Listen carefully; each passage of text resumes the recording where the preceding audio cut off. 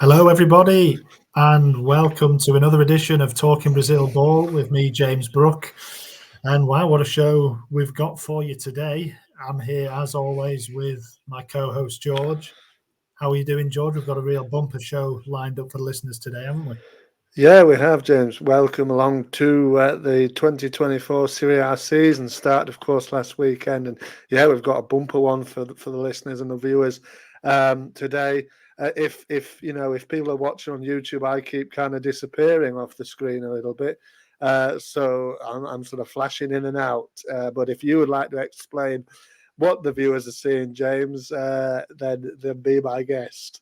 Well, you're a flasher, aren't you? You're flashing everybody. I Yeah, it think looks like it, doesn't it, today? Yeah, in and out of the in and screen. out. But Oh, well, let's cover that a little later on. For now, let's kind of get into it. As you said, George, welcome along to the 2024 Brasileirão season.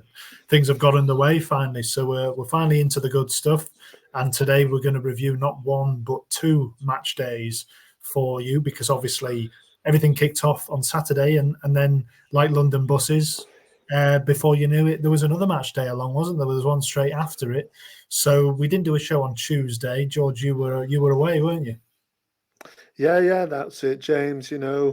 Recharging and all sorts. So we're ready to go, though. Yes, of course, we missed Tuesday's show, and so we've got two to look at. This week we'll calm down next week as we've just got the one round of fixtures to look at. But it's great to get going and get into it. You know what I mean? It's some great games to look at, isn't there, as well? So yeah, so looking forward to it. Yeah, there are. So what we'll do is we did pick for anybody who listened to the last show, we did pick out a game each to look at from match day one, but we didn't actually look ahead and see that there was going to be another match day so soon after. So we've actually scrapped that, and we're just going to look quickly at match day one, and then we're going to look more in depth at the second round of games, which happened Wednesday. There was a Wednesday, Thursday, Friday. Yeah, it was both That's of them. right. Yeah. Okay, so George, I think you'd like to just run down you've got the honour of running down the very first results of the Serie A season in 2024. It kicked off with Criciúma Juventude, and there was a couple of was there a couple of shock results? I think there was a couple of strange results in there, wasn't there? Or potential strange results, I think, in the end. But if you just want to enlighten the listeners, run through what happened on match day one. Yeah, so match day one, of course, like you said, James, kicked off on Saturday, the 13th of April, with Criciúma 1, Juventude 1. Battle of the teams that have just come up from Serie B ended in a 1-each draw. Then, at the same time, the same night, Inter 1-2-1 at home to Bahia. Then we go into Sunday morning, Fluminense 2, Red Bull Bragantino 2, Sao Paulo 1, Fortaleza 2, Atletico Paranaense 4, Cuiabá 0, Cuiabá. Again, oh dear. Atletico Geo 1, Flamengo 2, Corinthians 0, Galo 0, Vasco da Gama 2, Grêmio 1, Cruzeiro 3, Botafogo 2, and Vitória 0, Palmeiras 1. And that was it, James. That was the first round of fixtures. Yeah, it was. There you go. Thank you for that rundown. Some funky music you had behind there as well. That was good. Some funky names as well, by the sound of it. Some funky names, yeah. I still don't know who lost 4-0 to Paranense, but somebody did, didn't they? Somebody can tell us, can't they? But I can enlighten you. Actually, it was Cuiabá. Cuiabá. They lost 4-0 to Paranense. Wow. Did, yeah. Okay. Well, so like I said, we did pull out two fixtures from there, which we thought were worth looking at, but time kind of isn't our friend on this episode, so we're going to just move things along. And what we decided to do after every game week is we're going to pick out a player of the round, so a player who really impressed us. and give them the Talking Brazil Ball Player of the Round title. We're also going to pick out a young player of the round because this is Brazil and it's all about young talents and players to keep an eye on. So we're going to pick out a young player as well. And then we're also going to pick out a goal of the round because everybody likes goals. So, George, do you want to let us know who was the player of the round this time, or do you want me to do the honours for match day one? We're not going to cover it too deeply. We're just going to give them their award and usher them off the stage. Yeah, you round it off, James, if you like. You take this one if you want. Oh, thank you very much. Well, so the player of the round, it was, as George said, the Fluminense there. I backed them for the title. They haven't got off to the best start, to be honest, but their midfielder, Vinicius Lima, has got off to a very good start, or he did on match day one. He bagged a brace in that 2-2 draw with Red Bull Bragantino. I know you saw the second goal, didn't you, George? I don't know if you saw the first one. The first one was a lovely header. He nipped into the 6-yard box and buried a nice finish. And then the second one was a bit of a blaster from range. I think they were behind at the time. Took a bit of a nick and flew in, but he earned his side a point, really. So that's why I think he's a deserving player of the round on the opening week. Yeah, I think so, James. And also in there for Flu as well was Ganso, wasn't it, who set up both goals for Lima on that particular night. So, yeah, I think so. Goals generally equal, points and sort of player of the round points in our point of view as well. So, yeah, you can't look past him really for that one.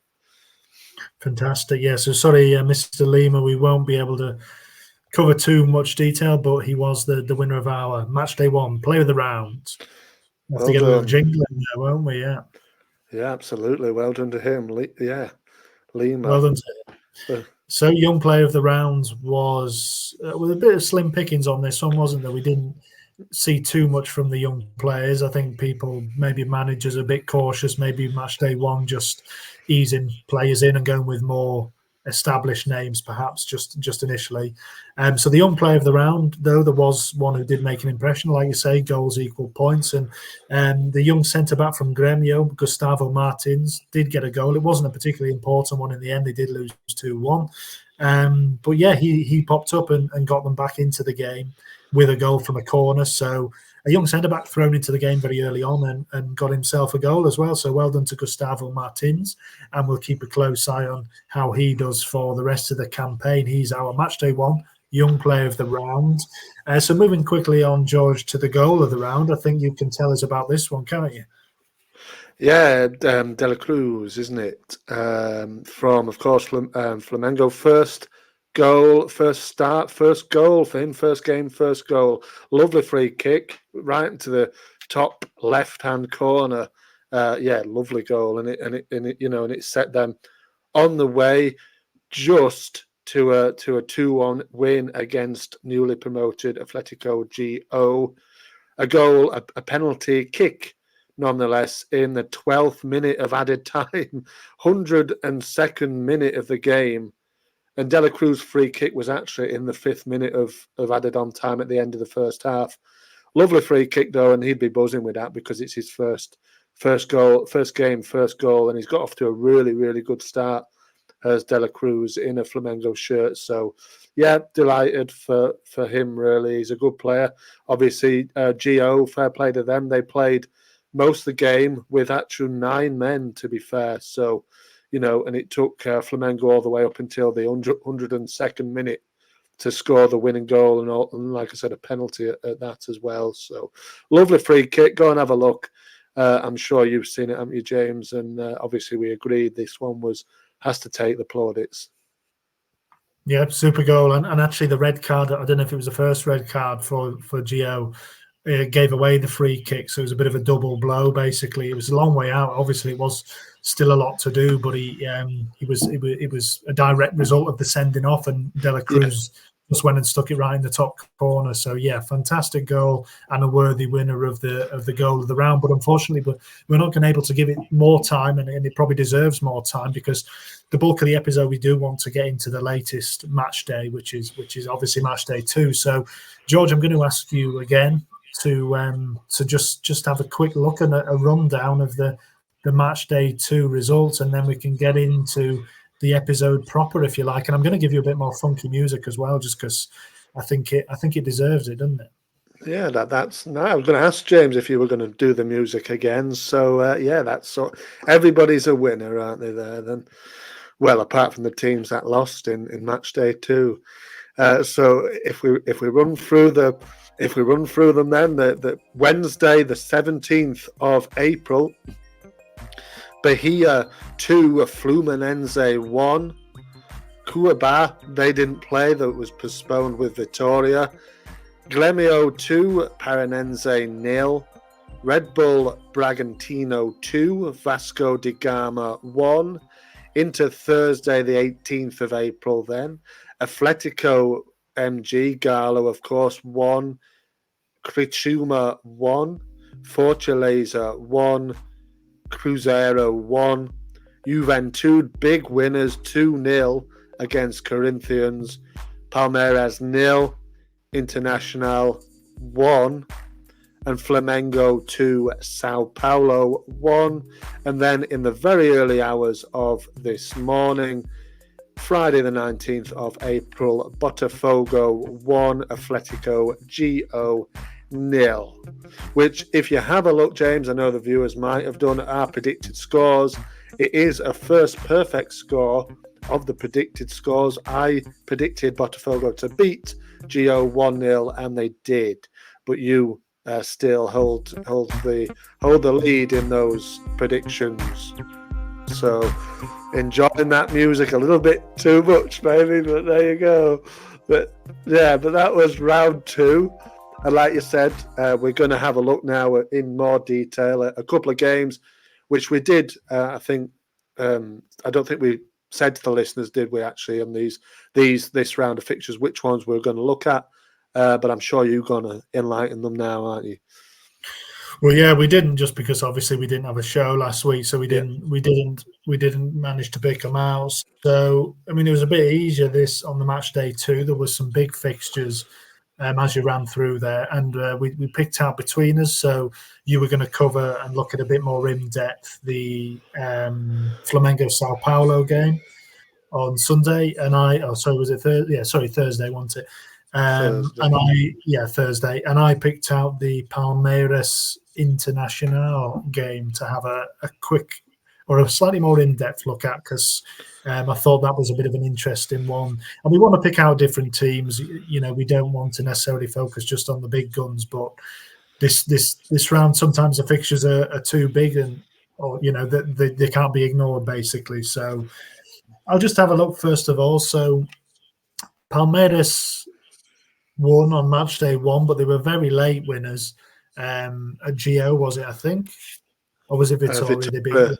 Vitória, yeah, 1-0. Vitória 1-0. And a bit of a stumbling start for them. I know you weren't massively enthused about the squad before the season, George, and it's proven to be a bit of a tough start, really. I mean, this was a difficult game for them. Inter have looked very good in kind of the Gaucho, and in the early rounds of the Copa do Brasil, they've been unbeaten, I think, for 16 games. So not an easy game for Palmeiras, and it kind of proved out, really. I mean, it was an incredibly frustrating game for them. They were on top for most of the game. Just looking at a few of the stats, so Palmeiras 64% possession. XG, they were ahead on XG, 1.45 for Palmeiras, 1.12 for Inter.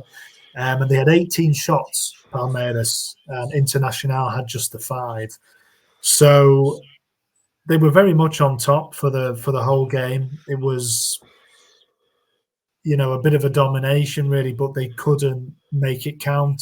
And Inter nicked a goal in the end. And to be fair, watching back the highlights, I mean, Inter didn't have as many shots, didn't have as clear-cut chances, but they kind of had. You could see why they ended up winning it, really. Palmeiras blew hard, but they never really created anything massively big. I mean, even Inter managed to miss a penalty in the game, Rafael Borre, with an absolutely awful penalty. If you get a chance to see it, puts it high over the bar, just side foots it, but gets it all wrong, leans back, and it goes well over the bar. So they could have been ahead before they were. And eventually they did get the goal just before half-time, and it was an ex-Palmeiras player who got it, Wesley. We didn't see a celebration. I don't know where you stand on that, George. He kind of held his hands up and didn't, and kind of refused to celebrate in front of the home Palmeiras crowd. What are your thoughts on that in general? You're there to score goals, celebrate it like anything else. You know what I mean?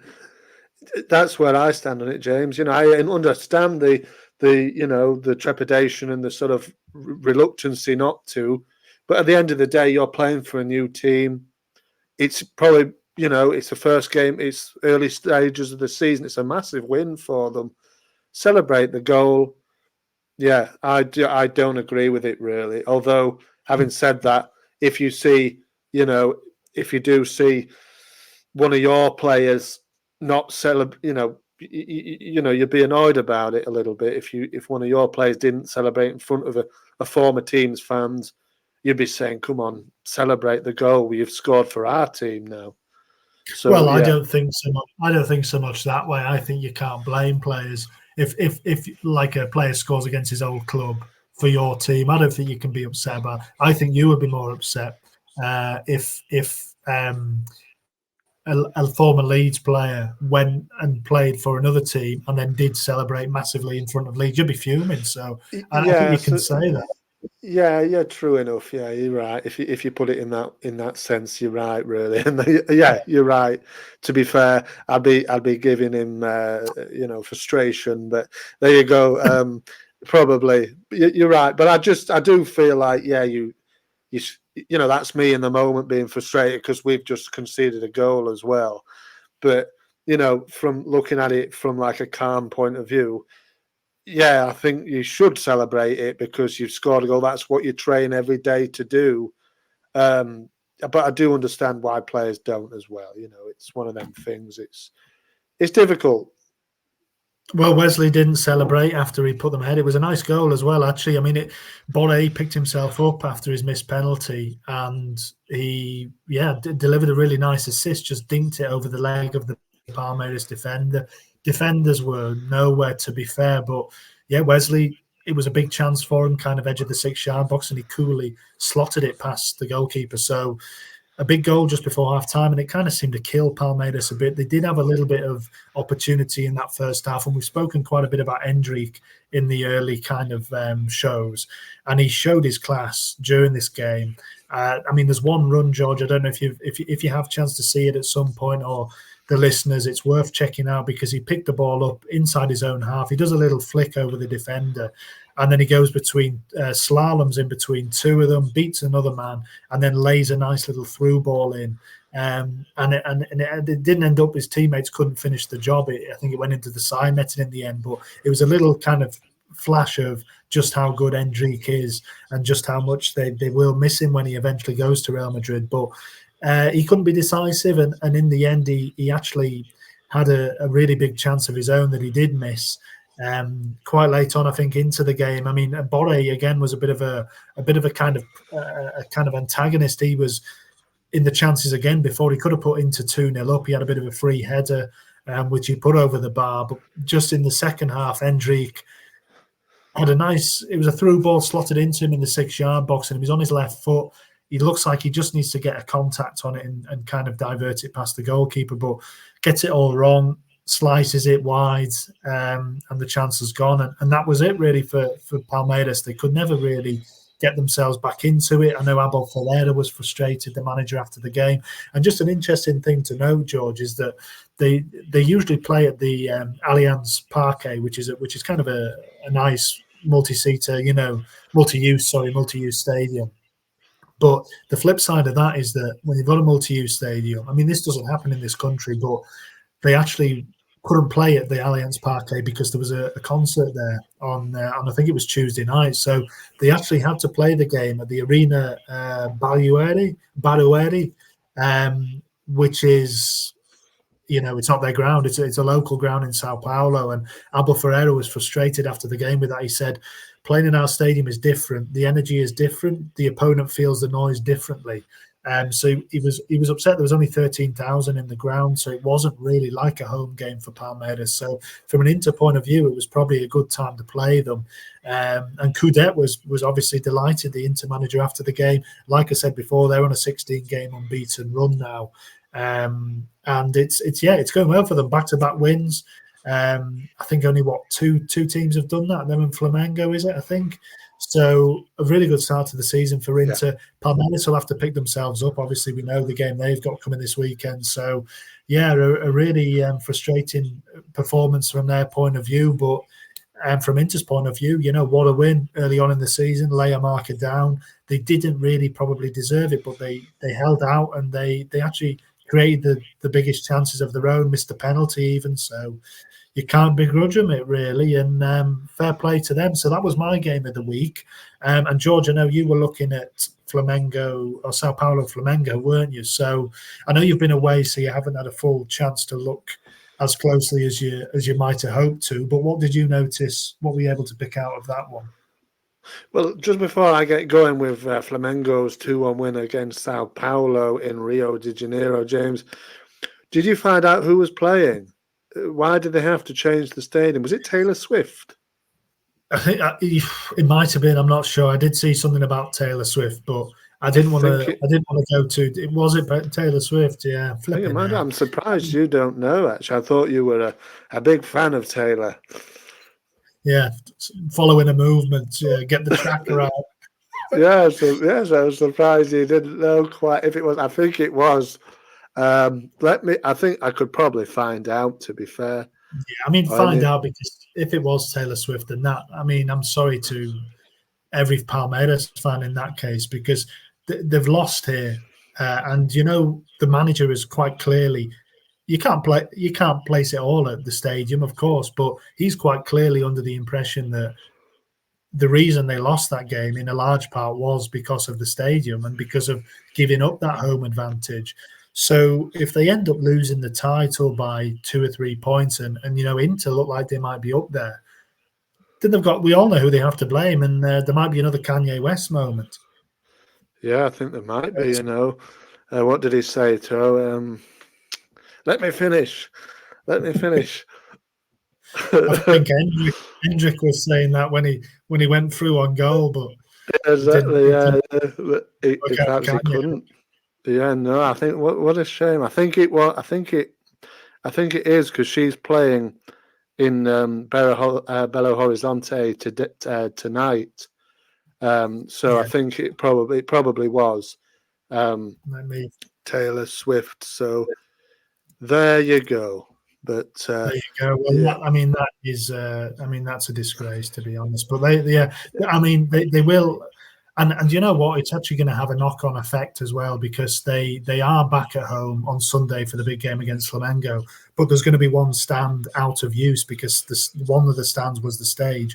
So there's going to be one stand that is completely empty. So again, another huge game, and they're not going to be at full capacity. So I would be fuming if I was a Palmeiras fan. I mean, I don't know what the crossover's like between Palmeiras fans and Swifties, but it's not going to be that big, is it? So yeah, I'm disappointed for them in that sense. Yeah, frustration. Unless, of course, some of them went to see Taylor instead of the game. Who knows?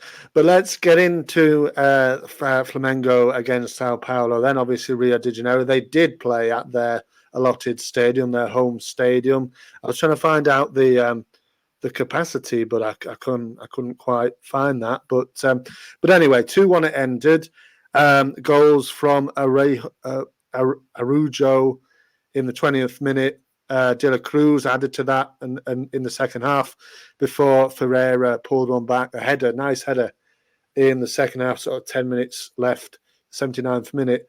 Araujo had just come on. It was a lovely goal, this actually, wasn't it, James, to be fair? Nice curler. He'd just come on for Everton, who'd got injured in the 13th minute. He come on a few minutes later. He went and scored just 7 minutes later. Lovely goal. But if you have a look at some of the stats here, James, Sao Paulo actually seemed to trump Flamengo on most of them, including possession, 53% to 47%. but only 10 shots, only 3 shots on target the whole game. Flamengo only had 6 shots on target. And also they had a lot of possession, but it shows really they didn't do a great deal with it, Sao Paulo. 394 accurate passes, which is 85% accurate passes, but 256 of those, James, were in their own half. So it just shows maybe they were just passing the ball about, not doing too much with it. And, obviously we know that you can't score goals in your own half, really. Very rarely do you do that. Flamengo had 197. So they had a lot less of it by the look of it, Flamengo. But they still managed. They got that quality to get to win the games of football here. That goal initially was absolutely fantastic. The second one we talked about, De La Cruz at the top.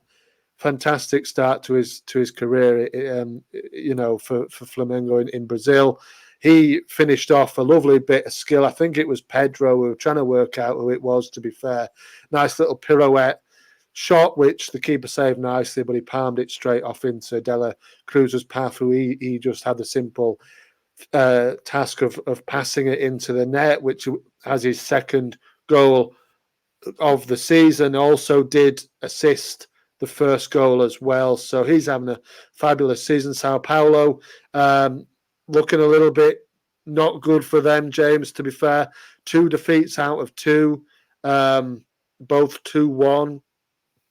And you were saying as well that potentially the manager, Carpini, is already seemingly under a lot of pressure. The likes of, like you said, Rafa Benitez potentially coming in, which would be quite something. I was just looking at that today, and it doesn't look like it's going to be Rafa now, but it does look like they are going to have a change in manager. And I can't remember the name of the chap who's coming in. I think it's an Argentinian guy, Zubeldia. I mean, it's an incredible early time to change it. He's only just come in January. This is his second game in charge. Obviously, he's lost 2 of them. He got Juventud promoted last season, but it's not started well.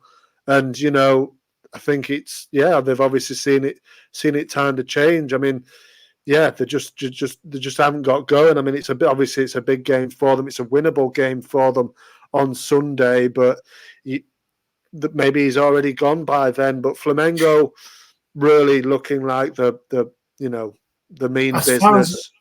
As far as I can tell, sorry, George. As far as I can tell, I think he's been appointed. I think it's already done. I mean, they change the coaches. It's very. Any listeners who've been following us will know it's difficult to keep on top of things from here. But yeah, I'm just seeing that. I'm pretty sure that yes, he's gone already. I think he went yesterday even.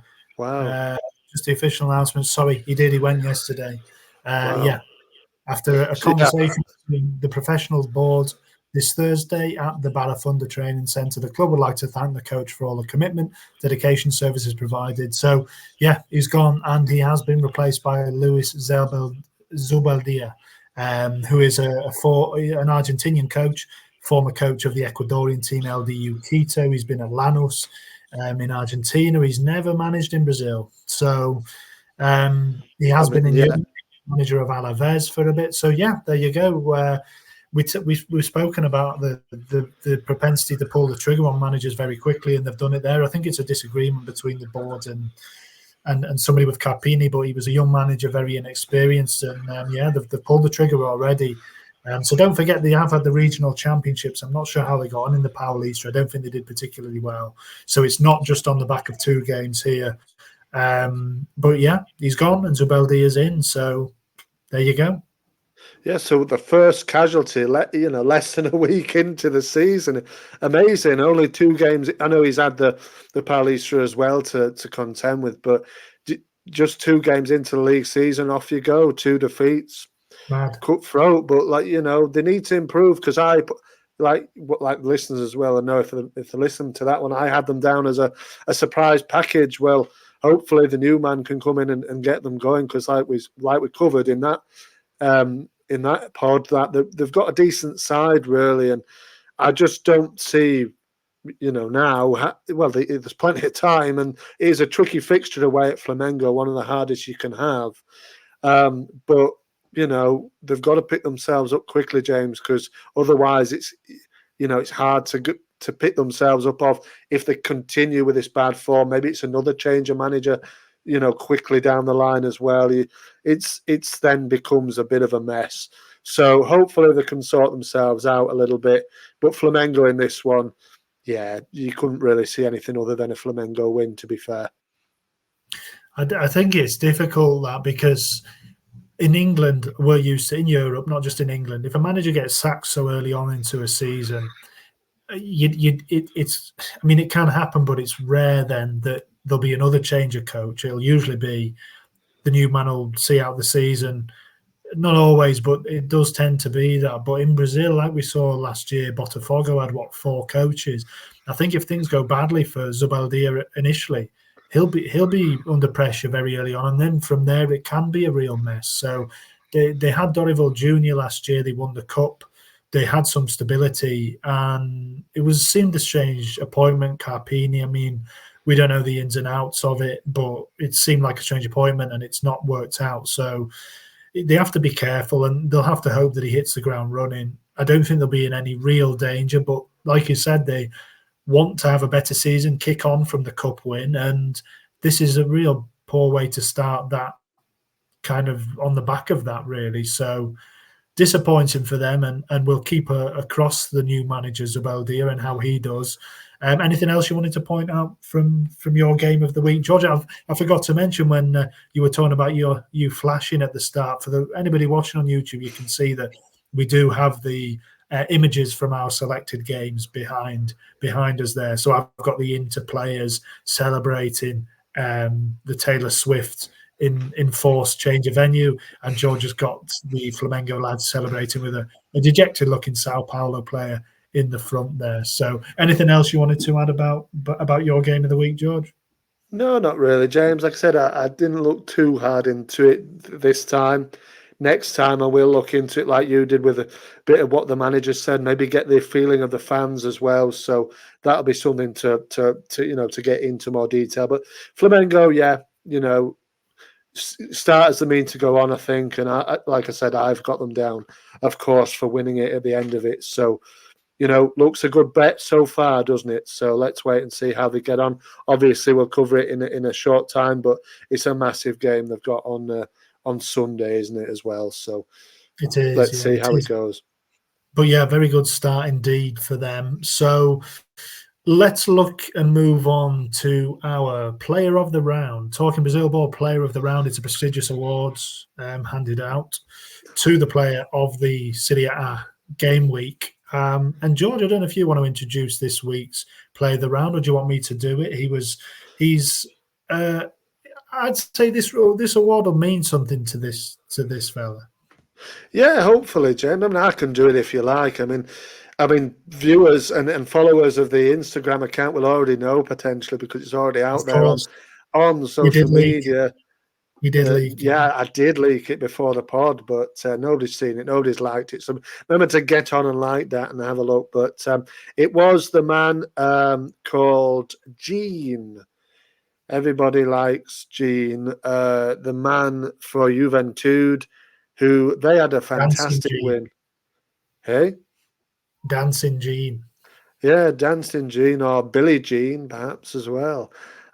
Gene, yeah. But there you go. Everybody loves Gene, don't they? But yeah, they had a great win, 2-0 against Corinthians in Matchday 2. Gene, I can't remember his full name. I think you might have it, James, to be honest with you, do you? Jean Carlos. Jean Carlos. He's 32-year-old centre midfielder playing for Juventud. It's actually his first season with Juventud. He only signed for them in January. So yeah, he's I think actually might have been his. I don't think he's got too much experience in Serie A.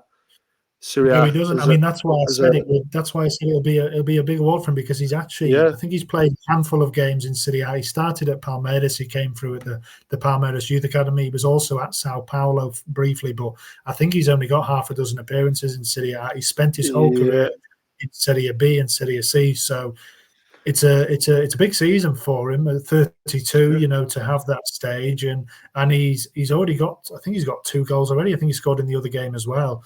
And not only did he get a wonderful goal in this game, but he did also get an assist. So it was an enormous win for Juventud. Their first win back in Serie A against Corinthians, who are we're not quite sure what we're going to see from Corinthians this season, but big club, big scalp for them coming to the stadium.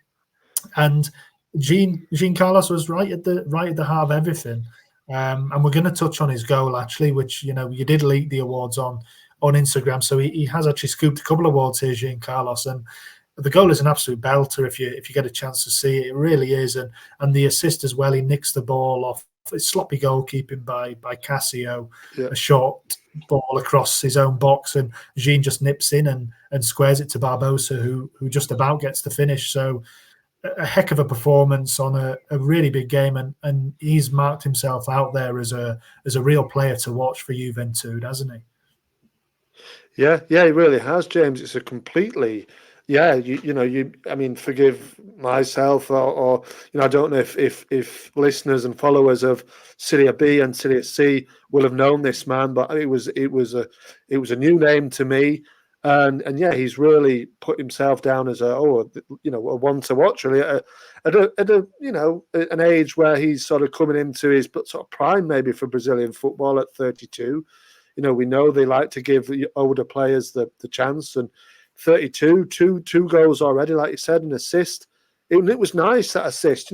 He had to think quickly. All right, it was poor keeping. It was a slack pass, wasn't it? But he had to get there, and then he thought, "Hang on, I'm not gonna shoot. I'm gonna square it to me pal," and he managed to put it in, Barbosa. So that sealed a fantastic match. It was 2 goals in 6 minutes, wasn't it, really? So Jean had a fantastic few minutes at that, and it was a lovely goal. It was a lovely goal, cutting in from the left, received the ball from Jadson, who later got himself sent off, and then just cut in and buried it into the bottom corner there. It was really, really nice. And like you said, one to definitely keep an eye on. Only a handful of appearances in the top flight Brazilian football as well. So yeah, like you said, he'll be delighted with his start, and Juventud themselves, Juve will be absolutely pinching themselves maybe, because that's 4 points from a possible 6. It's a great start. I know you and I both had them down as safe. I don't know what that car was based on, but it's looking like it was something. It was based on the what? Nothing. Yeah, exactly. That's what I mean. So it was kind of, but it's looking like a little bit of a shrewd kind of bet, really, isn't it? That now. So, well, I mean, starts can be deceiving because I know, obviously, my team had a fantastic start last season. I think the first few games we were actually 3rd or 4th in the Premier League, and then we ended up getting relegated. So, it can go either way, can't it? But they look solid. It's a really, really good win, that, to be fair. And he scoops, like you said, not 1, but 2 awards in this week's awards ceremony. So, but who, let's talk James? about the goal because go on. No, you go.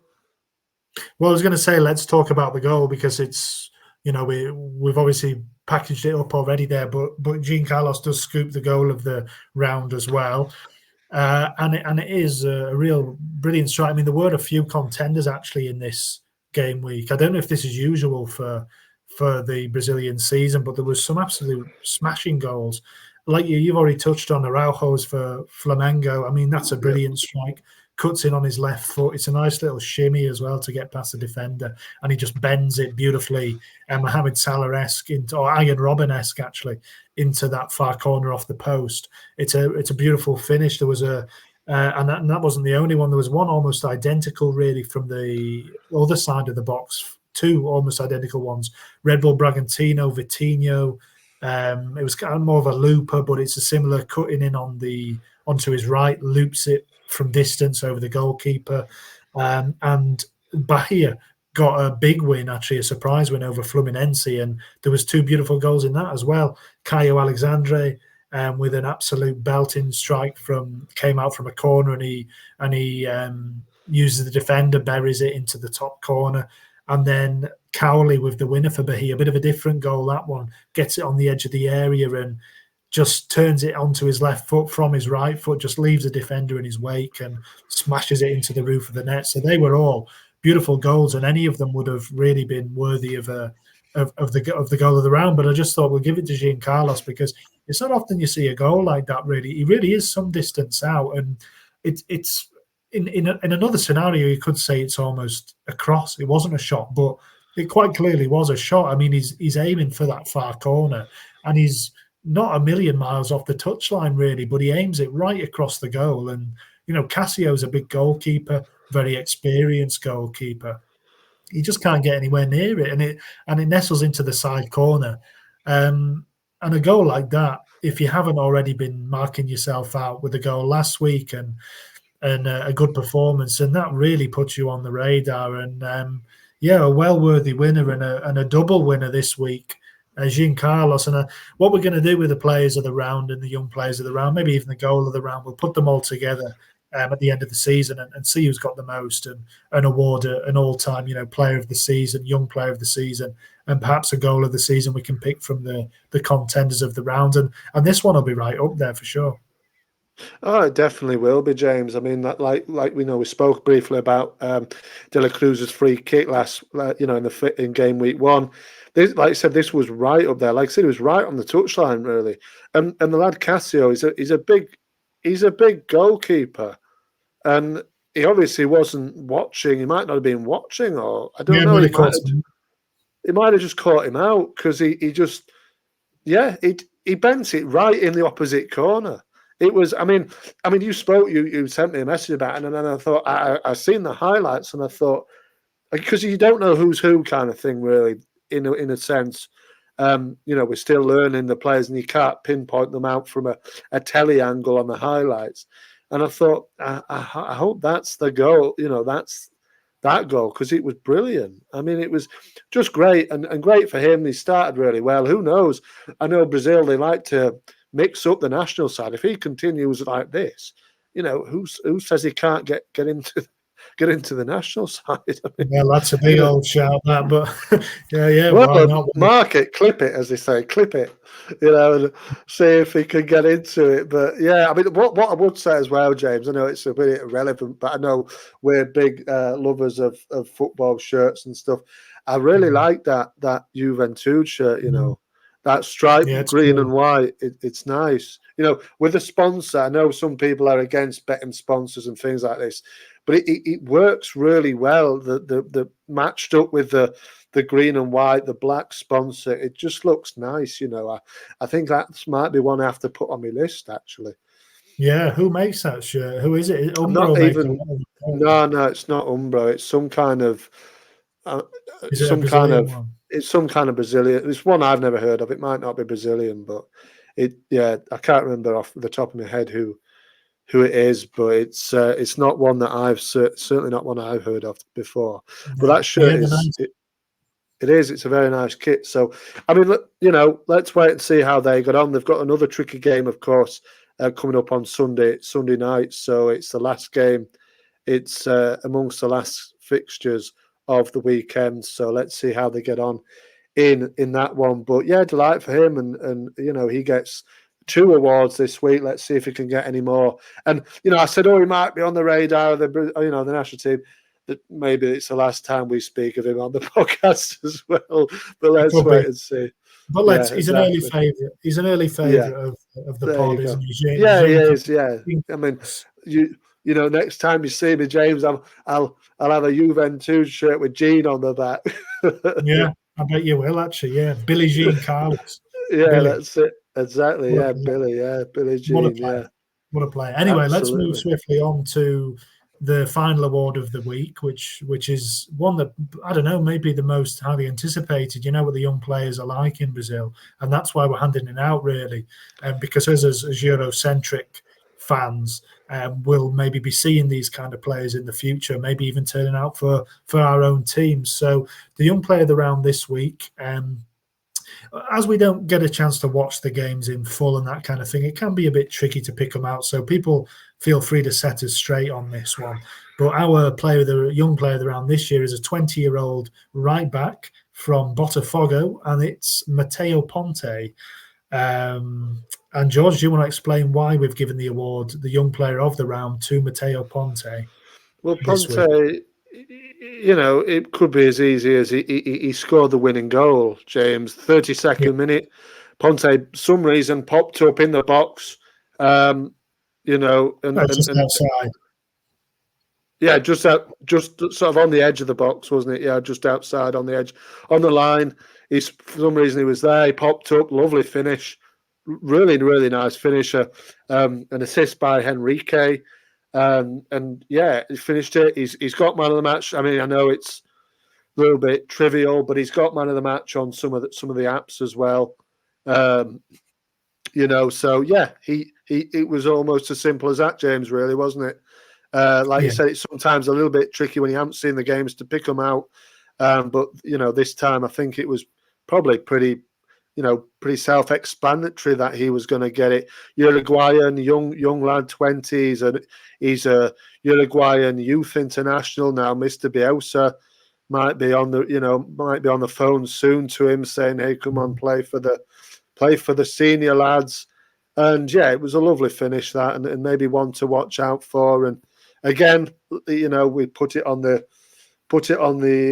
social media account this afternoon with him alongside Gene as a winner of an award this week.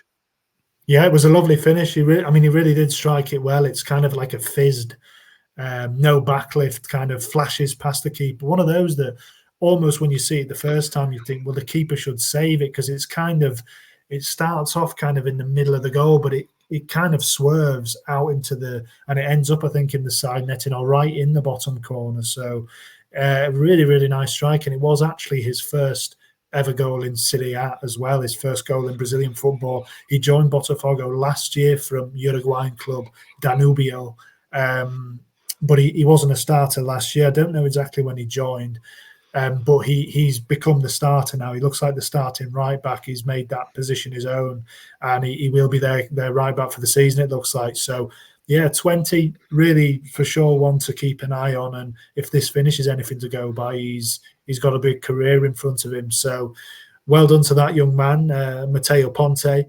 And he follows on from, who won it last time? Was it Gustavo, did we say? Yeah, no, Gustavo Martins, yeah. Yeah, from Gremio, yeah. But he joined in July. Yeah, exactly, two defenders. I mean, he joined in the summer last year. I think maybe he has been called up to the Uruguayan full team, but I'm not 100% sure on that. Anybody want to let me know on that one? But yeah, Matteo Ponte, like you said, follows the other lad from Gremio, the defender into Martins. So he follows him.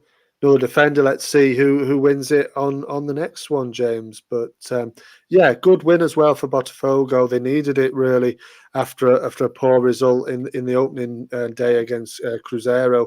They fell to a stoppage time defeat. So after being early winners, sort of early lead, and then they fell behind, got back late in the game, and then they fell to a late winner. So late winner for Cruzeiro. So they needed that. It's a winnable game again for them. So let's see over the weekends. Let's see if Ponte can continue and maybe get another goal. But it was a lovely goal. It was like you said, it was like a snapshot, wasn't it? Just like arrowed into the corner. Just the first time. And I don't know about you, but I kind of like I know when they were like this when we played, not at a good level, obviously, but the goals like slant down, so it kind of looks, it really goes right into the corner, sort of aesthetically, it goes right into the corner instead of kind of bouncing out or something. It sort of sticks there in the net. So, it was aesthetically quite pleasing as well to watch that goal. And fair play to him. And he's won the award, hasn't he? Yeah, I'm not sure about those goals, to be honest. I mean, I get what you're saying, but if you're getting a goal any other place in the goal, I think it looks worse. The bottom corner, it might look better, but if you think about a goal going in the top corner, it just doesn't register. It just kind of hits like a floppy net, and it just like if you've got the stanchions in and it's up at the top and it right into the top corner. But I get what you're saying on these ones. Yeah, I mean, we never put too many in like Mr. Ponte did there. But yeah, I know what you're saying. And in terms of shirts as well, I actually quite like that Botafogo shirt. I was thinking, I like a Reebok shirt. You don't see them around too much anymore. And I do like it. It's quite clean and quite a nice one, that. So we'll have to build up our collections. We've only got one each, I think, at the minute. So we need to get those going. But anyway, well done to Mr. Matteo Ponte. He's our young player of the round.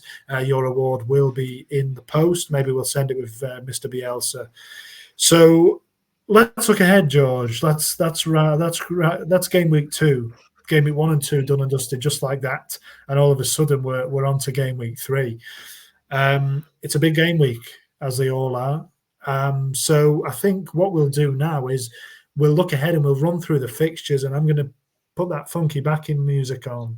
And if you just give us a run through of what we can expect over the weekend. Obviously, it's Friday now as we're recording, so there's games on tomorrow, there's games on Sunday. So if you just run through those, George, and then we'll just let the listeners know what we're going to be looking at in depth, picking out 2 fixtures. And there's some big ones this week. Yeah, definitely, James. There's some big ones as the music comes again. It's so there's some big games this weekend. Obviously, like you said, there's no midweek fixture, so we can breathe a little bit next week and just run through one match day. So it starts tomorrow evening, the April the 20th, Saturday, April the 20th, 8 o'clock kickoff UK time. I don't know the Brazilian time it kicks off. Fluminense in need of a real win. They host Vasco da Gama. Criciúma against Fortaleza is postponed. I don't know why. Anybody want to let me know why in the comments there below. Also on Saturday at 10:30 kickoff UK time, there is Grêmio against Cuiabá. Cuiabá really do need a win. Obviously, just one game played so far this campaign. And then also at the same time, 10:30 UK time, RB Bragantino, they host Corinthians. Corinthians really need to start their season off as well with a win after a couple of disappointing results.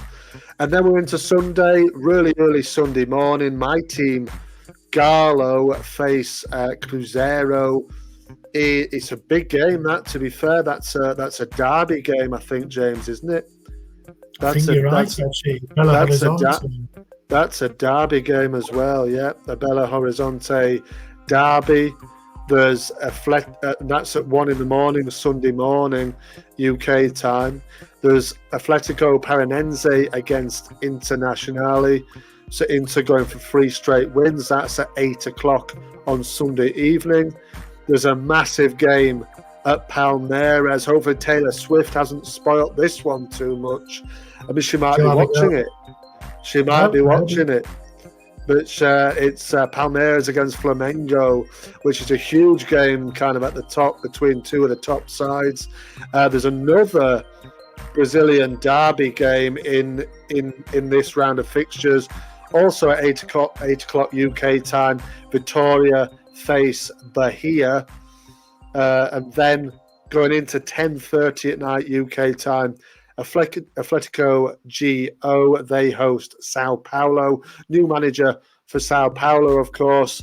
They'll be looking to get their season up and running. And then to finish off match day 3, it's that man Gene. Come on, Gene.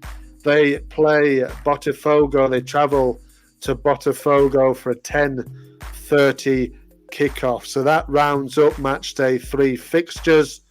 And over to you, James. Tell the listeners, although there are 1 or 2 that I didn't realise that would be maybe nice to look at. But you tell them who we're going to focus on out of the two that we're going to do. Yeah, okay. Yeah, that's a great run through. So I think I might change it actually because I hadn't realized that there was the Gallo Cruzeiro game. But anyway, so obviously the big one to focus on. We don't always want to be focusing on the same team, so we will mix it up every so often. Because we want to take a look at everybody and make sure everybody, the listeners, are kind of well informed and everybody. But we can't ignore Palmeiras Flamengo. So I think you're going to take Palmeiras Flamengo, aren't you, George? That's the biggest game of the weekend, really. Palmeiras obviously in dire need of a win. I mean, Abel Ferreira is, in terms of Brazilian managers, been there for ages, and I think he'll be immune even if they do lose that game. But you can't be certain that a knee-jerk reaction won't happen on the back of losing a big game like that, having lost already to Inter. You can't rule it out that things might start sliding. So it's a huge game for him. And we'll see. So you're going to be covering that one, and I was going to cover the Salvador derby, the Bavi derby, Vitória Bahia, but I think we'll leave that perhaps, and because we were going to cover Galo in the first round of fixtures, and obviously we didn't end up covering them. So let's cover Galo, and let's do that Belo Horizonte derby, Atletico Mineiro against Cruzeiro. That's a really big game as well. I think both teams have started relatively well. No, Galo need a win, don't they? Two games, 2 draws. Cruzeiro will be confident, having won and drawn, but it's at Galo, so they're the home side. So the onus will be on them at Arena MRV. So I'm going to be looking at that and seeing what gets on. So, like you said, we might have a look at the fan reaction, that kind of thing. Try and pull a different angle on it, perhaps. And obviously, we'll have our usual player of the round, young player of the round, and goal of the round as well. So keep an eye out on the social media because we might leak those just beforehand, so you can have a watch of them and just see what we're talking about. So, yeah, I think that kind of rounds everything off, really. It's been a fantastic start. It's great to finally be stuck into it, and I can't wait to see what happens now. It's nice, having a look at something different.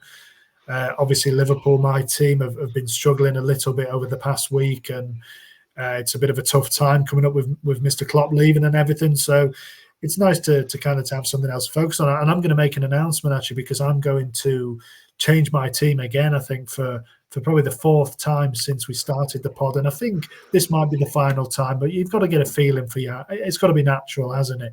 You can't just pick something, and you've got to get a feeling for it. So I think I'm going to go with International, the boys behind me there. I like the ethos of all the different nationalities together. They're the Reds, the Colorados, so that resonates for me as well. So Mr. Alisson Becker, of course, as well, is a youth graduate and a favourite of mine. So Inter, I think, are going to be my team moving forward. But we'll see how I feel next week anyway. But anything to add, George, before we say goodbye? It's been a good show, I think. Yeah, it's been a good show, James. And like I said, great to get stuck into it. And me, like you, to be fair, my team are faltering as well. And it's been a bit of a frustration time for Leeds. And yeah, hopefully we can get over the line. But, I'm not confident. So, yeah, again, it's nice to get stuck into a different type of thing and just enjoy the football for what it is. I know we've both got our teams, but we're enjoying just, watching and seeing and learning about all the different teams. Great to see them all in action now and start to get into the meat of what we wanted to do when we started it, which is look at the Brazilian football and the games and look at the games and everything. And there's a great game coming up at the weekend. To be fair, I sort of skirted over it as well. But Galo against Cruzeiro, I wonder if the skanking men are going to be there. It's a football match. They're Cruzeiro fans, I think. So let's wait and see if those guys are in amongst the derby atmosphere. Obviously, there's another derby going on as well. So yeah, it's all shaping up nicely. And what I will do, James, and I don't know, we didn't discuss this beforehand, but just to end the pod, I will just give a sort of a rundown of the table, as it were, the early stages of the table, which I think maybe we do at the end of every at the end of every pod. I don't know. Obviously, there's only 2 games, but obviously, first is Flamengo, second is Inter, third is Juve on 4. Oh, the music's back. Fourth is Cruzeiro on 4 points. Then come Bragantino and Fortaleza, 5th and 6th on 4 points.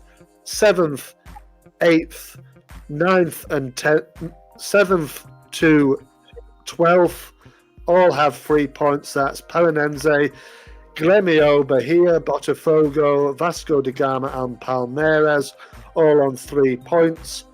Then 13th is Criciúma on 2. Galo are also on 2 in 14th. 15th, in a really disappointing start to the season, is Fluminense on 1 point. You've got to say, Denise, he might be under a little bit of pressure there if they don't pick up a win soon. 16th is Corinthians, who have also had a poor start to the season. They've got 1 point. And then the bottom 4 all yet to record a single point. Vitória, Sao Paulo, Atletico, GO and Cuiabá, albeit Vitória and Cuiabá only played 1 game each, are all on 0 points. So nil par for those lads at the bottom end of the table. Hopefully, from their point of view, they'll start to pick up soon. Yeah, there you go. Fantastic. Well, that's the early table. I was going to try and find actually that song, the Cruzeiro anthem, and just see if we can play it quickly, but I can't find it. So we'll leave that maybe for next time when we look at the derby. So in the meantime, thank you everybody for listening, and it's been a great show. So we'll see you all next week. Enjoy the weekend of football from wherever you're watching. Yeah, enjoy it, James. Should be a good weekend. And, what do we say to end the pod, of course? Adus. Adus. See you next week.